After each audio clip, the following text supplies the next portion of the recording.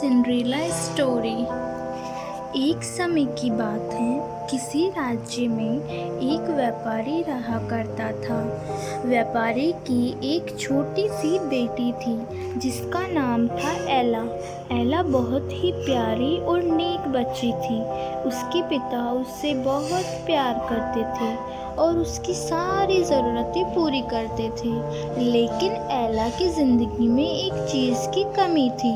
वह थी उसकी माँ, जो उसे छोड़कर भगवान के घर चली गई थी। एला की इस कमी को पूरा करने के लिए उसके पिता ने दूसरी शादी कर ली। एला की एक नई माँ की 2 बेटियां थीं। वह बहुत खुश थी कि माँ के साथ उसे बहनें भी मिल गई थी। दोनों बहनें बहुत घमंडी थी, लेकिन एला उनसे प्यार करती थी और अपनी नई माँ को बहुत पसंद करती थी। एला की खुशियाँ ज़्यादा दिन टिक नहीं पाई। एक दिन जब उसके पिता अपने काम से किसी दूसरे शहर गए तो फिर कभी वापस नहीं आए। एला पर तो मानो मुश्किलों का पहाड़ टूट गया हो। पिता का साया सर से उठते ही उसकी माँ और बहनें उसके घर की मालकिन हो गई और एला के साथ नौकरों जैसा बर्ताव करने लगी। उन्होंने घर के सारे काम करने वाले नौकरों को निकाल दिया और अब एला ही सारा घर का काम करती। उसकी बहनों ने तो उसका कमरा भी उससे छीन लिया, उसे एक कोठरी में रहने के लिए छोड़ दिया। एला अपनी बहनों के पुराने कपड़े जूते पहनती, सारा दिन उनके काम करती। कभी कभी तो एला इतनी थक जाती थी कि अंगीठी के पास ही उस पर पड़ी होती। उसकी बहनें उसे सिंड्रेला कहकर चिढ़ाती और इस तरह उसका नाम एला से सिंड्रेला हो गया।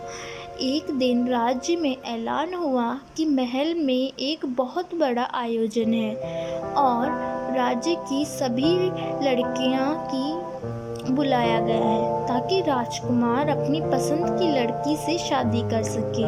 राज्य की सारी लड़कियां बहुत खुश थीं और की बहनें भी अपनी किस्मत आजमाने बेचैन थी। लेकिन फिर सिंड्रेला की खुशी उसकी सौतेली माँ को रास नहीं आई और उसने सिंड्रेला को महल से जाने से मना कर दिया। बेचारी सिंड्रेला दुखी मन से फिर अपने काम में लग गई और सोचती रही कि इस वक्त उसकी बहनें क्या कर रही होगी और राजकुमार देखने में कैसा होगा। सिंड्रेला जब ख्यालों में खोई हुई थी, तभी वहाँ एक जादूगरनी आई।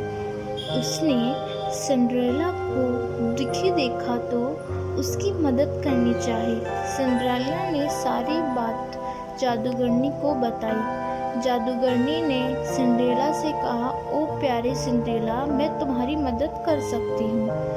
यह कहकर जादूगरनी ने अपनी छड़ी घुमाई और वहाँ पड़े एक बड़े से कद्दू को एक बड़ी बग्घी में बदल दिया। वहीं 4 चूहे उछल कूद मचा रहे थे। जादूगरनी की नज़र उन पर पड़ी। उसने चूहे को घोड़ा बना दिया। अब ज़रूरत थी एक कोचवान की। जादूगरनी ने चारों तरफ नज़र घुमाई। उसे एक मेंढक दिखा और उसे कोचवान में बदल दिया। सिंड्रेला यह सब देख हैरान हो गई थी कि तभी जादूगरनी उसकी तरफ मुड़ी और अपनी जादू की छड़ी घुमा दी और पलक झपकते ही सिंड्रेला के मिले और फटे हुए कपड़े साफ और सुंदर हो गए। उसके पैरों में टूटी हुई चप्पल की जगह सुंदर कांच की जूती आ गई। अब सिंड्रेला महल में जाने के लिए तैयार थी। जादूगरनी ने सिंड्रेला को वादा करते हुए कहा, बेटी, तुम अपनी इच्छा पूरी कर ले, लेकिन याद रहे 12 बजे ही यह सारा जादू खत्म हो जाएगा। सिंड्रेला जब महल पहुंची तो सबकी नजरें उसी को देखने लगी। वह बहुत ही सुंदर लग रही थी। राजकुमार ने जब उसके साथ डांस करना चाहा तो सिंड्रेला की सौतेली बहनें के साथ साथ वहाँ मौजूद सभी लड़कियाँ सिंड्रेला से जलने लगी, लेकिन कोई सिंड्रेला को पहचान नहीं पाई। राजकुमार ने उसे देखते ही फैसला कर लिया था कि वह इसी लड़की से शादी करेगा। सिंड्रेला भी राजकुमार की आंखों में ऐसी डूबी कि उसे जादूगरनी की बात याद ही नहीं रही। देखते ही देखते 12 बज गए। घंटी बजते ही सिंड्रेला को याद आया कि 12 बजे जादू खत्म हो जाना था। सिंड्रेला बिना राजकुमार से कुछ कहे वहाँ से भाग निकली। वह नहीं जानती थी कि राजकुमार उसे उसके पुराने गंदे कपड़ों में देखे और उससे नफरत करे। भागते वक्त सिंड्रेला की कांच एक जूती महल में छूट गई, जो राजकुमार ने उठा ली। राजकुमार ने बहुत कोशिश की सिंड्रेला को ढूंढने की, लेकिन वह कहीं नहीं मिली। सबने राजकुमार से उसे भूल जाने को कहा, लेकिन राजकुमार सिंड्रेला को भूल नहीं पा रहा था। आखिरकार सारे राज्य में ऐलान हुआ कि जिस लड़की के पैरों में वह जूती आएगी, राजकुमार उसी से शादी करेंगे। राज्य में तो जैसे तूफान आ गया हो। हर लड़की राजकुमार से शादी करना चाहती थी।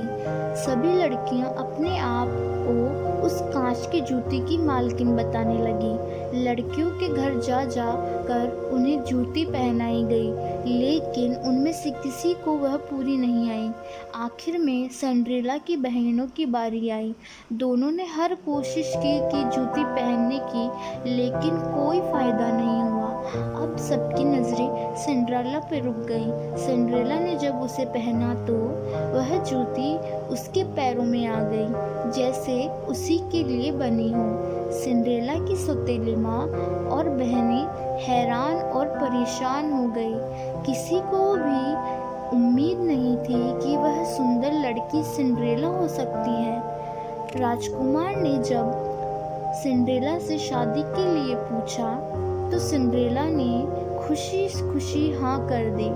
अगले ही दिन बड़ी धूमधाम के साथ सिंड्रेला की शादी राजकुमार से हो गई। राजकुमार और सिंड्रेला एक दूसरे के साथ साथ बहुत खुश थे और एक दूसरे को बहुत चाहते थे।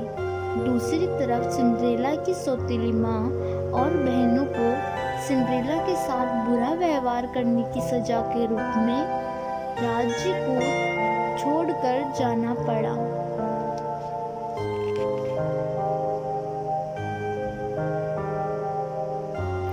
Thank you for watching my channel.